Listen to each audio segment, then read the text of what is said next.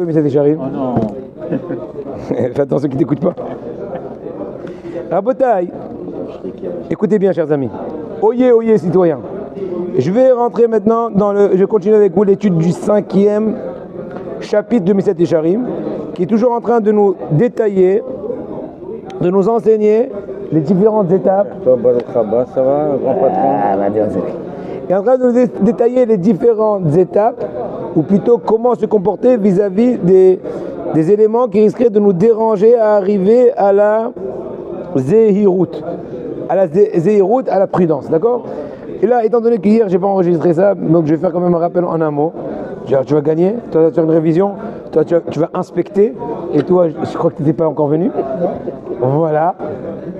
Pour répéter l'idée du début du 5e chapitre du Mesiyat Yesharim, l'idée était suivante. Et la suivante. Le Mesiyat Yesharim dit qu'il y a 3 éléments essentiels qui causent le manque de prudence. N'est-ce pas? Le premier, c'est quand on est trop affairé dans le train-train journalier. J'ai pas besoin de vous expliquer cela. Secondo, c'est la raillerie et tout se moquer, les blagues, les vannes, je vois des trucs. Tertio et dernièrement, c'est la mauvaise, comment dirais-je, fréquentation. Maintenant, hier on a étudié ensemble, on est un peu en plus long, mais je veux dire sur un seul pied, il a essentiellement expliqué, le Ramchal, l'importance de diminuer ton occupation générale pour plus te donner à la Torah. Comme ce qu'il dit dans Pirkei Avot, on a lu ça dans Shabbat, avant-hier, Shabbat, Perek Mishnah Yud. Et il s'est allongé à dire une seule idée que je veux dire en un mot. Quand tu vas chez un médecin et tu te fais consulter et tu as l'audace de discuter avec le médecin sur le diagnostic qu'il t'a fait ou sur le médicament ou le remède, c'est vraiment de la chutzpah, c'est de l'insolence. Ainsi par rapport à la Torah, qui a créé le Tzerara, Kadosh Baruch Hu, qui te dicte et seul peut te dicter le remède, c'est Kadosh Baruch Hu. Si tu penses que outre la Torah qui est l'essentiel remède, l'unique remède contre le Tzerara, tu penses t'arranger autrement, eh bien tu as signé ton échec d'avance. Ça c'est en un mot l'idée qu'il a dit. Et il s'est allongé avec plein d'exemples, il a enjolivé la chose, mais c'était l'idée. Maintenant, c'est un rappel d'hier. Maintenant, avançons. Veine, Bodèche, maintenant, c'est la musique d'étude du Moussa. Comme ça, dans les chevaux de G. Moussa. Veine,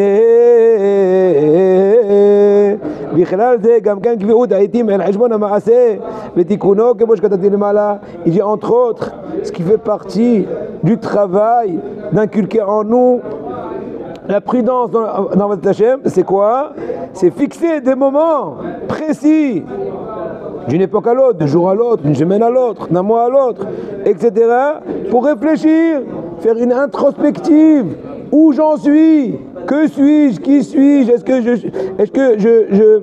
Est-ce que je profite bien de tout ce qu'Hachem m'a donné pour pouvoir le servir comme ce qu'il attend de moi? Plus que cela, même des fois il y a des affaires que tu as fini. Alors au lieu de perdre ton temps, de papoter 3 heures au téléphone, ou de je sais pas quoi, eh ben il reste encore un petit moment libre. Si tu es sage, si tu es intelligent, tu es un bon commerçant, toraniquement parlant, tu vas pas le dilapider. Par exemple, hier, je suis revenu fatigué complètement après les cours. Imaginez-vous, vous êtes d'accord avec moi? Après une journée de marathon, je veux que parler toute la journée. Bon, Hachem, j'ai merci Hachem. Mais imagine-toi, même avec la Arouda, je suis en train d'expliquer toute la journée. Maintenant, il faut de l'énergie. Donc tu arrives vraiment le soir, tu es vraiment étalé. Maintenant, moi, je peux faire 2 choses. Soit passer mon temps au téléphone, soit papoter avec tout le monde. Je suis rentré dans ma chambre, j'ai pris un livre. C'est vrai que j'ai un peu somnolé de temps en temps dessus. Mais au moins, j'ai pas fini ma nuit en pyjama avec un jus d'orange. Comprenez? C'est important à savoir. Donc là aussi, si tu es sage, tu vas pas le perdre. Et là, yo, azbo miyad veleur peu. Attraper ça très fort dans ce temps libre là. Ne pas le lâcher. L'exploiter en étudiant la Torah, en faisant le tikkun hanefesh à toi, réparer ta neshama, comment te parfaire une nouveauté dans l'arbre de Hachem. Mais un mafsid, il te dit le Ramchal, c'est vrai que cet élément qui peut déranger la zéhirout, il est un peu plus général. Première, on a dit qu'il y a 3 éléments qui dérangent la prudence. Primo, on a dit, on se prend jamais du temps. Secondo, on va voir après que la moquerie. Et tertiaire, on va voir la mauvaise fréquentation. Le premier élément, il est encore relativement assez... On peut le remonter un peu, on peut le surpasser. Donc c'est pour ça qu'il faut se prendre le temps.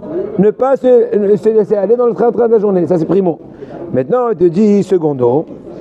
C'est un peu plus compliqué maintenant. Il est au cachet méode. Le second élément qui dérange la prudence, dit la raillerie, la moquerie, la légèreté d'esprit, etc. L'esprit frivole, n'est-ce pas? Il est au cachet méode très dur. Voici la raillerie et compagnie. Qui miche tové abahem. Quand on y sombre, la personne y sombre dans cette chose-là, chlet.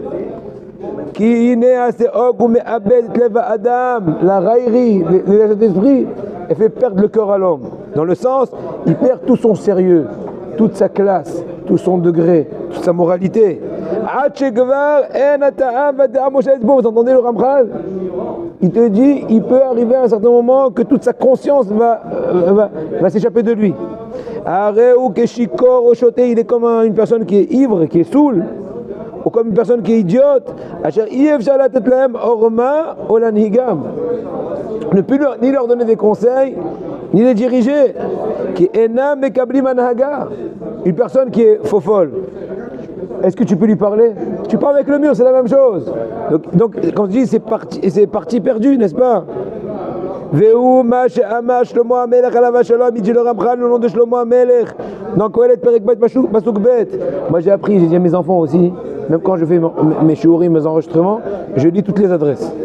Kohelet Perek Bet Pasuk Bet et puis votre.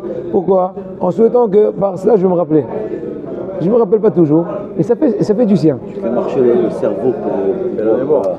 Oui, c'est important, parce que s'ils te l'ont marqué, il faut le dire.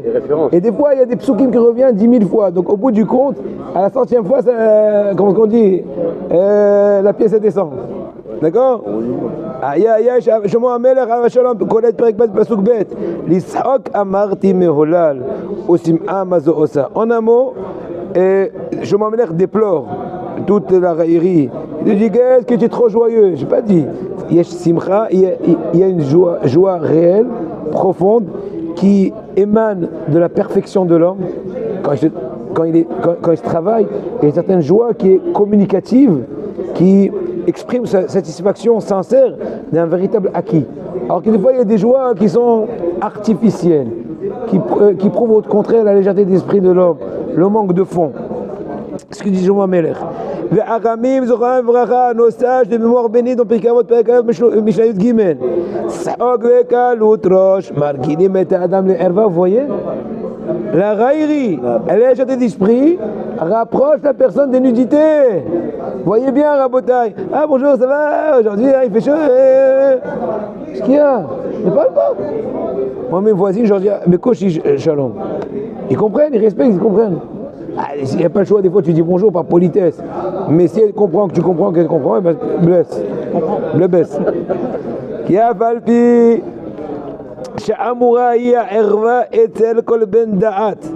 Bien que c'est. Je vous donne un exemple personnel.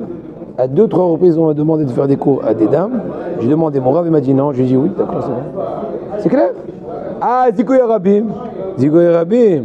C'est comme le plombier qui vient déboucher les égouts entre-temps, excusez-moi du terme. Ensuite, il vaut mieux mettre du printil. Ça fait de printil. Vous pouvez donner des cours à des femmes si elles sont avec leur mari. Et non commettre un rideau. Moi, je peux parler avec les murs, mais bon, c'est pas déjà. Tu as moins d'effet. Pour avoir un effet dans le public, il faut avoir un contact visuel. Parce que sinon la personne est sans jeter. Rabbi, si un couple vient vous voir pour des conseils ou pour un cours de Torah. Et je sais pas. Pour l'instant personne n'est venu, tant mieux. Je sais pas. Moi j'ai un principe. Je ne précède pas les situations. J'essaie de m'arranger avec ce qu'il y a déjà.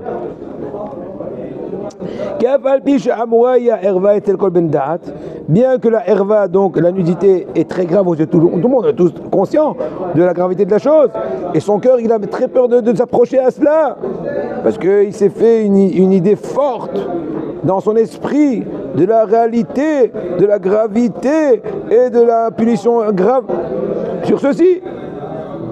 Cependant, il dit le Ramchal, la raillerie, la légèreté d'esprit vont rapprocher la personne sans qu'elle se rende compte. Tout le monde est bien, tout le monde est gentil, etc. Faites attention, je vais vous dire un vort extraordinaire. Vort, c'est un mot en yiddish, c'est un mot. Pour se fiancer. Non, c'est mané. Voilà. Vort, c'est comme en anglais, word. Word, c'est un mot. Wort, c'est en yiddish, en allemand, Wort. Maintenant, on peut donner plusieurs fois des mots. Soit un mot, on se donne le mot de se marier. Ça s'appelle, on dit, il demande sa main. Et sa main, là, ça c'est un. On va demander un boucher. Oui. Il y avait que sur les autres. Une seconde. Hazak. Ça c'est un. C'est un Wort. Donc, on se donne le mot, c'est les pré-fiançailles. Maintenant aussi, une autre situation. Voilà. Une autre situation, c'est un Wort. Dis-moi un petit mot de Torah.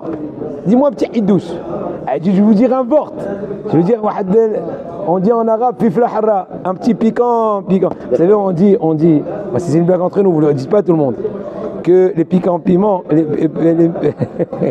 les piments piquants, ils rentrent avec les you et ils sortent avec les quinottes. Vous avez compris? Voilà. Il a dit qu'être très zgharitz que sur le quinottes. Qui a compris le yiddish, tant mieux. Sinon, c'est pas la peine. Je continue, chers amis. Vous avez bien compris, ça va. Bon, donc, ce que je voulais vous dire, c'est l'idée suivante. Il dit, le Harizal, écoutez bien, par rapport à Bil'am, à Racha, bientôt on va arriver à cela.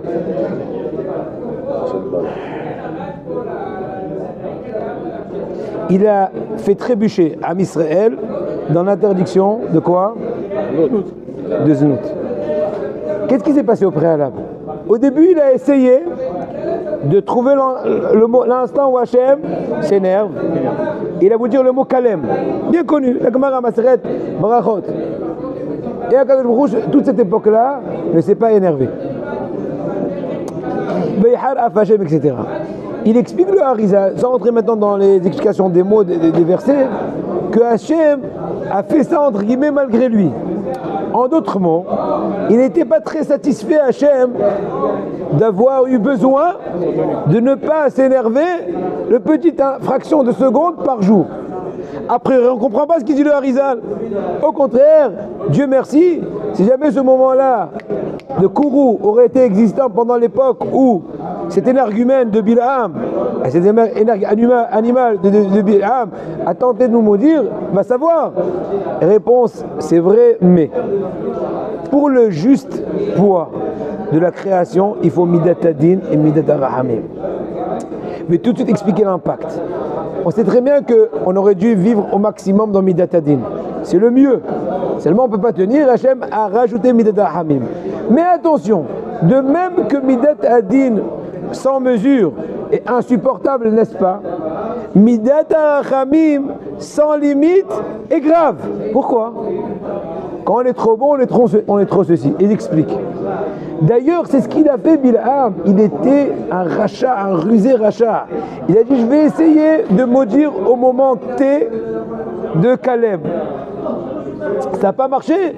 Donc en d'autres mots, c'est marqué que Echal Ahava, le trône de l'amour, de l'extrême bonté du Hesed était illimité. Vous savez à quoi ça a amené? À la débauche. C'est pour ça qu'il les a fait trébucher. Au contraire, il a saisi l'occasion pour changer de stratagème d'attaque spirituelle.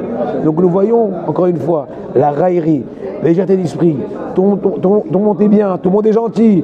Oh, on est des frères, c'est tata, c'est tonton, dis bonjour, c'est pas grave, fais un bisou. Aïe, aïe, aïe, aïe, aïe, aïe, voilà à quoi ça arrive. 24 000 victimes il y a eu. Ouais, exactement. C'est aussi comment ça s'appelle? Ramchal. La raillerie. Il se rapproche petit à petit de la Avera. Et en fait, la raillerie est en train d'atténuer la crainte de la faute. Parce que c'est comme une personne saoule. jusqu'à qu'il peut arriver carrément à la Avera, il te dit le Ramchal, elle a transgressé Hashem Ishmor. Et pourquoi tout cela? Les filles, comme moi, j'ai collé la mission d'Azérout, de même que d'un côté, toute l'essence de la prudence est basée sur faire attention, bien se comporter. Ainsi,